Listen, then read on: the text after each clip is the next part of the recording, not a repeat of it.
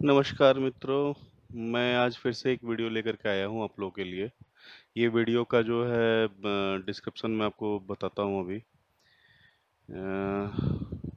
Sound थोड़ा-सा बढ़ा लेता हूँ।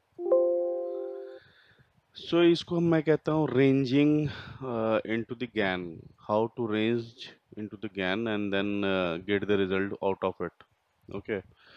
अब मैं क्या करता हूँ इसमें, मैं इसमें आइडेंटिफाई करता हूँ कि कोई भी हाई और कोई भी लो जो हुआ है, उसको मैं डिवाइड कर लूँ 3, 4 या 2 के रेंज में।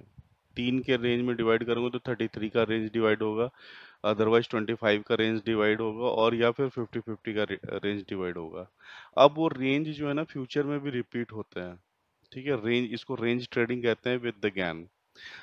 सारे लोग बताते नहीं है लेकिन मैं इसको बता रहा हूँ कि कैसे इसको ट्रेड करना है। अब मैं देखूंगा इसको कि अभी करंट में क्या चल रहा है, जो रेंज ट्रेडिंग है करंट में क्या चल रहा है। ठीक है, जो अब देखो यहाँ पे हमने लोअर लो के करीब थे हम। ठीक है, लो के करीब थे, यहाँ पे हम हाई के करीब थे, यहाँ पे भी हाई के करीब थे, यहाँ पे भी हाई के करीब थे। और अगर मैं इन सबों में मल्टीपल चीज़ों को देखूँ तो ये यहाँ से जो ब्रेकआउट हुआ है इसको कहते हैं गैन ब्रेकआउट। गैन ब्रेकआउट होने के बाद जो आपका वोलेटिलिटी आया था द डे ऑफ आपका जिस दिन हमारा बजट पास हुआ था। ठीक है, बजट जिस दिन पास हुआ है उसके बाद से आज कितने दिन हो गए, 1 2 3 4 5 6 7 दिन हो गए हैं। हमारा बजट हुआ था 3 जून को। 3 जून के बाद से आप देखो मार्केट की जो है सिंगल डायरेक्शन में है। पूरा ये वीकली चार्ट में लेकर के रखा हूँ, वीकली चार्ट आप देख रहे हो। तो ये आप समझ लो 1 2 3 4 5 6 सेवेंथ वीक है, सेवेंथ वीक स्ट्रेट ऊपर ही जा रहा है, नीचे आने का कोई नाम नहीं है। अब यहाँ से जो है मुझे थोड़ा सा लगता है कि एक डायरेक्शन आएगा हल्का सा। अ, ये 2 सितंबर तक जो है हम थोड़ा सा गिर सकते हैं, अगर 25,000 क्रॉस नहीं हुआ तो 25,000 अगर क्रॉस नहीं होता है तो ये हमारे पास 2 सितंबर तक जो है हम एक बार लो की तरफ आ सकते हैं। और ये जो ट्रेंड लाइन जो चल रहा है, ये जो वीकली जो ट्रेंड लाइन चल रहा है वीकली बेसिस पे, उसको ये टच कर सकता है। ठीक है, उसको ये टच कर सकता है। आप देखोगे हमारे पास जो अगर इसको मैं इसमें लेकर के जाऊं तो ये अभी मिड पॉइंट पे है। मैं हटा देता हूं इसको, मैं पैरेलल चैनल ही ले लेता हूं। पैरेलल चैनल के साथ आपको बताता हूं तो उससे ज़्यादा समझ में आएगा।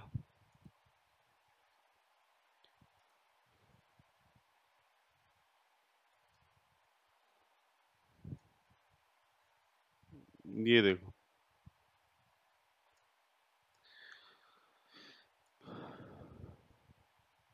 तो ये अच्छा, ये यहाँ पे एक चीज और हुआ है कि पिछली बार तो इनको रेजिस्टेंस मिल रहा था, अब इस बार इनको जो है यहाँ पे सपोर्ट मिल गया है।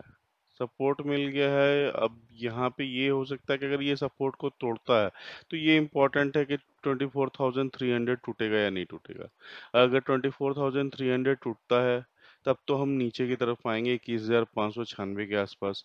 नहीं तो हो सकता है कि फिर ये यहाँ पर चला जाएगा, 2 सितंबर तक और ऊपर चला जाएगा। तो इस वक्त जो मार्केट है मुझे लग रहा है इंडिया का जो मार्केट है ये काफ़ी ज़्यादा ड्रिवन है एसआईपी और जो म्यूचुअल फंड के जो पैसे आ रहे हैं उससे ड्रिवन है। ये नॉर्मल ट्रेडर का मार्केट ये नहीं है, ये जो है एसआईपी का मार्केट है। एसआईपी में जिन्होंने पैसे डाले हुए हैं, और 2020 से आप अगर देखो 2020 से लगातार ऊपर ही मार्केट जा रही है, वो नीचे नहीं गिरी है। ठीक है, और गिरनी भी क्यों चाहिए, गिरनी चाहिए क्योंकि अगर हमारे गवर्नमेंट का डिसीजन जो है वो अच्छे हैं और उनका एग्जैक्टली जो पॉलिसीज हैं वो सही है तो मार्केट गिरती नहीं है। एग्जैक्टली जीडीपी जो है वो टोटली डिपेंड करता है गवर्नमेंट के पॉलिसीज के ऊपर, और वो जीडीपी कैसे इम्प्लीमेंटेशन हो रहा है। जो उनका टारगेट है जीडीपी का, भी यहाँ पे 7% का टारगेट उन्होंने दिया है, तो उसके कारण से भी जो है एक बूम हमें रेगुलर देखने को मिल रहा है। तो आप इस चीज को मान के चलो कि ये पूरी तरीके से फंडामेंटल ड्रिवन बूम है और यहाँ पे किसी प्रकार का कोई मैनिपुलेशन नहीं है। लेकिन एसआईपी का जो डेटा है ना, एसआईपी का डेटा वो मुझे जो है लिक्विडेटिव लग रहा है, क्योंकि एसआईपी ने बहुत पैसे डाले हैं मार्केट में। आप ये देखो, ये जो ब्रेकआउट था, इस ब्रेकआउट के बाद से ये जो यहाँ पे जो ब्रेकआउट हुआ 13,199 के पास जो ब्रेकआउट आया है, उस ब्रेकआउट के बाद से उस ब्रेकआउट को कभी इसने रिटेस्ट नहीं किया है। 14,000 को रिटेस्ट नहीं किया। मैं इसको थोड़ा ना और एक्सपैंड कर देता हूँ फ्यूचर के लिए कि अगर कभी गिरता है तो कहाँ तक गिर सकता है मार्केट।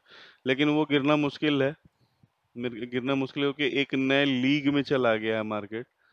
और आप देख रहे हो ये एक अच्छे खासे चैनल में चल रहा था निफ्टी, उस चैनल को ये ब्रेक कर चुका है। ब्रेक करके ये ब्रेकआउट यहाँ पे दिया 13,373 के आसपास, और वहां से ये जो मूव करना स्टार्ट हुआ है, वो अभी तक जो है उस मूव में कहीं पर भी डाउनफॉल नहीं आया है। एक हल्का सा यहाँ पे जो है हमें साइडवेज मार्केट 1 साल के करीब देखने को मिला था इस जगह पे। ठीक है, इस जगह पे हमें साइडवेज मार्केट देखने को मिला था, लेकिन वापस से जो है ये अप ट्रेंड में चला गया है, अप ट्रेंड में चला गया है। तो अब जो ये जो ट्रेंड लाइन, ये जो अब दिख रहा है पैरेलल चैनल जो अपसाइड की तरफ जा रहा है, इसको अब ध्यान में रखना, इसको ध्यान में रख करके ट्रेड करो। अगर इस पैरेलल चैनल से टूटता है तभी हम नीचे जा रहे हैं। ठीक है, और दूसरी बात, आपको जो है इसमें जो ज्ञान के हाई या लोज है उसको ध्यान में रखना है। अगर निफ्टी में आप ट्रेड कर रहे हो तो आप देखो यहाँ पे लो बन रहा है, यहाँ पे हाई बन रहा है, तो नेक्स्ट इसको लो यहाँ पे ये 50% के आसपास बना दिया है इसने, 50% के आसपास यहाँ पे इसने लो बना दिया। ठीक है, अब यहाँ से फिर से ये हाई ले लिया है, जबकि ये यहाँ पे जब ये इसने लो बना दिया तो नेक्स्ट ओबियस है हाई है, तो ये इस वाले 26 अगस्त के आसपास जो है या ये हाई एक नया बनाएगा। अब हाई बनाएगा तो ये ऐसे करके जाएगा या ये ऐसे करके जाएगा, इसने ज्ञान ने कभी बताया है नहीं। और इसमें आप ये कर सकते हो कि यहाँ पर जो है इसको शॉर्ट करो 24,000 को, 24,500 को या 24,300 को के पुट को शॉर्ट करो, और शॉर्ट करते हुए ही चलो, आपको वहाँ पे प्रॉफिट मिलेगा, लॉस नहीं होगा। क्योंकि कॉल बाय करना तो मेरे लिए थोड़ा सा मैं रिस्की ही समझता हूँ। अगर कॉल बाय भी करते हो तो हेज करो साथ में, और या फिर निफ्टी के फ्यूचर के साथ ट्रेड करो। फ्यूचर्स, निफ्टी का फ्यूचर भी ट्रेड करते हो विथ प्रॉपर स्टॉप लॉस, तो आपको उसमें लॉस होने के चांसेस थोड़े कम होते हैं। प्रॉपर ट्रेंड लाइन, प्रॉपर आप रेजिस्टेंस को देखो, प्रॉपर आप सपोर्ट को देखो कहाँ पे हो रहा है, कौन सा ये पैटर्न्स बना रहा है। तो अभी जो है आपको इसमें दिख रहा है किसी प्रकार का कोई पैटर्न नहीं है, ये वन साइडेड मूव चल रहा है काफी दिनों से। ठीक है, ये वन साइडेड मूव जो है अब कब खत्म होगा मुझे भी नहीं पता। मैं सोच रहा था कि मार्केट में थोड़ा सा करेक्शन आएगा, और मैंने काफी सारे अपने एग्जिट भी कर लिए थे ये बजट बजट से पहले तक।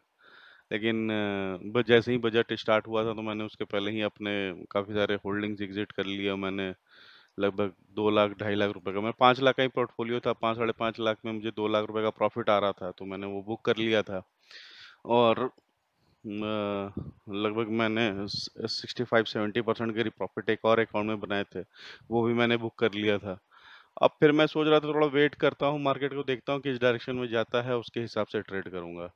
अभी लगता है ये ऊपर कहीं चल रहा है। निफ्टी में तो कहीं भी किसी प्रकार का कोई गिरावट नहीं दिखाई दे रहा है वीकली बेसिस पे। अगर ये वापस टूट करके आता है तो ये बहुत ज़्यादा 22,200 और 21,600 के आसपास रहेगा, फिर से ये ऊपर चला जाएगा, क्योंकि ये वाला ट्रेंड लाइन तोड़ना जरूरी है किसी भी डाउनफॉल के लिए। जो हमारा ये पैरेलल चैनल में अपसाइड में जो जा रहा है, इसको तोड़ना जरूरी है। जब तक ये नहीं टूटेगा तब तक ये 15,000 के आसपास नहीं आएगा।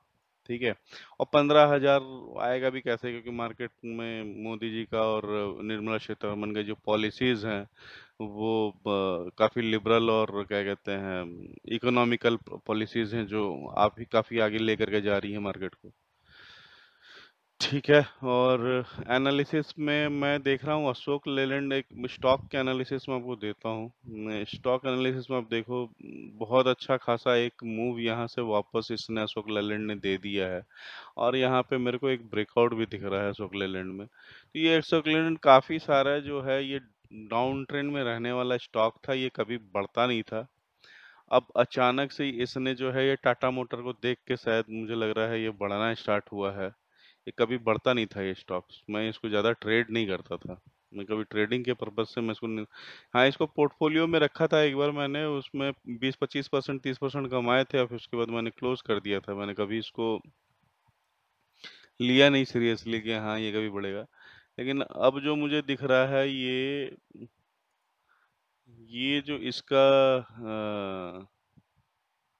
ये जो इसका क्या कहते हैं, एक जो ये था वो तोड़ चुका है अपना जो ये पैटर्न था, वो काफी सारा पैटर्न इसने। तो आप यहाँ पे देखेंगे कि इसने कप एंड हैंडल का पैटर्न बनाया था। ये कप है और एक ये हैंडल है, ठीक है।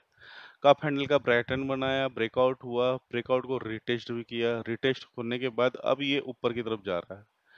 तो मुझे जहाँ तक लगता है कि ये एक अच्छा खासा मूव जो है 300 307 तक जा सकता है और वहां से फिर थोड़ा सा नीचे आएगा। ये 50% है, 265 के आसपास फिर से ऊपर जाएगा। तो ये ऐसे ही चलता रहेगा। ये अभी मुझे जहां तक लग रहा है ये है आपका अभी फर्स्ट, ये ब्रेकआउट होने के बाद से ये फर्स्ट एग्जैक्टली आपका वेव है। वेव्स होते हैं ना, तो ये अलर्ट वेव, तो अलर्ट में ये फर्स्ट वेव है। ये फर्स्ट वेव होगा, फिर यहाँ पे नीचे आएगा 245 के आसपास, फिर सेकेंड वेव आएगा, फिर वो यहाँ पे आएगा 309 के आसपास, फिर थर्ड वेव आएगा इस तरह से। तो इसको बाय कर सकते हैं हम लॉन्ग टर्म पर्सपेक्टिव से और होल्ड करके रख सकते हैं। और दूसरी बात, इसको अगर ट्रेड भी करना है तो आप यहाँ तक चला जाता है 309 311 तक, वहाँ पे बाय, वहाँ तक के लिए बाय कर सकते हैं। फिर वहाँ बाय करके छोड़ दो, फिर जब ये 50% के आसपास आ जाए तो वहाँ पे फिर से बाय कर लो, फिर इसको छोड़ दो। जब यहाँ पे रेजिस्टेंस के आसपास आ जाए तो वहाँ पे फिर से अपना बुक करो प्रॉफिट। फिर 50% पे आ जाए तो वहाँ पे 50% या 70%, दो जगह पे रिएक्शंस होते हैं जो ज्ञान के नियम में, 50% पे या 75% पे या 25% पे, ये तीन जगह पे रिएक्शंस होते हैं। तो वहां पे ही आपको इसको देखने हैं और वहां से ये जो है फिर स्टार्ट मूव करना स्टार्ट होता है। ठीक है। अब जैसे इस स्टॉक में मुझे देखना है कि इसका मूव कब स्टार्ट हुआ, इसका ये अपसाइड कब जाना स्टार्ट हुआ। मैं ये सब सारी चीजें हटा देता हूँ और यहाँ से मैं डेट एंड प्राइस रेंज ले लेता हूँ और आप देखोगे यहाँ पे इसका मूव स्टार्ट हुआ जब ये 101 के ऊपर गया है। आप देखो 101 को जो है इसने कभी भी एक बार रिटेस्ट किया है, रिटेस्ट करके फिर ऊपर चला गया है। ठीक है।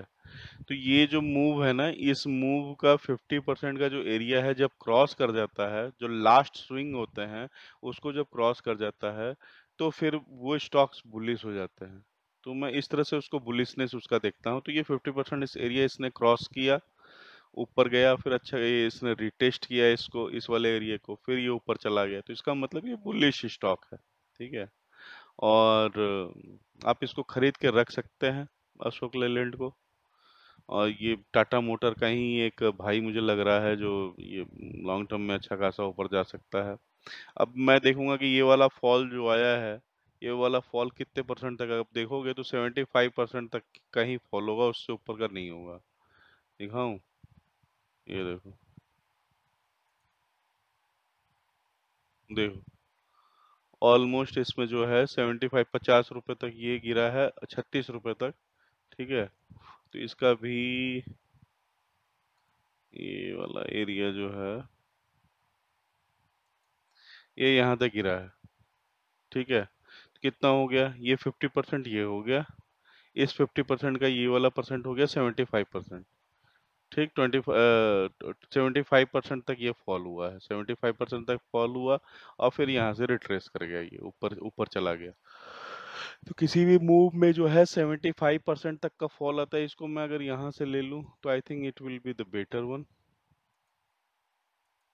यहाँ से मैं अगर इसको ले लूँ ये सही इसका यहाँ पे रहेगा, और ये यहीं से ये ऊपर चला गया। ठीक है, तो अब हमें ये अशोक लेलैंड को होल्ड करके हम रख सकते हैं। इसी तरह से टाटा पावर को हम देख सकते हैं। टाटा पावर में भी हम देख रहे हैं कि एक अच्छा खासा ये सेकेंड वेव है, सेकेंड वेव है, पहला वेव हो चुका है। इसका अगर मैं देखूं, अलर्ट वेव के एनालिसिस अगर मैं करूं, तो 0 to 1 है, ठीक है, फिर 2 हो गया, 3 होगा, फिर 4 होगा, 0 1 2 3 4 अब 5। तो अब थोड़ा वेट करना पड़ेगा टाटा पावर का। टाटा पावर को वेट करते हैं कि थोड़ा सा ये गिरे, 300 के आसपास आए, फिर हम बाय करें, क्योंकि ये काफ़ी ऊपर भाग चुका है। ठीक है, ये वाला काफ़ी ऊपर भाग चुका है, तो मैं भी वेट कर रहा हूँ कि अगर ये आ जाए तो फिर इसको मैं अपने पोर्टफोलियो में रखूंगा इसको। होप आपको वीडियो पसंद आई हो। अगर आप इस तरह के वीडियोस रेगुलर देखना चाहते हैं तो आप मेरे इसमें कमेंट करें, मेरे यूट्यूब चैनल पे, और आपको क्या सीखना है, कैसे सीखना है, उसको प्लान करें और मुझे बता सकते हैं। ठीक है, थैंक यू एवरीवन।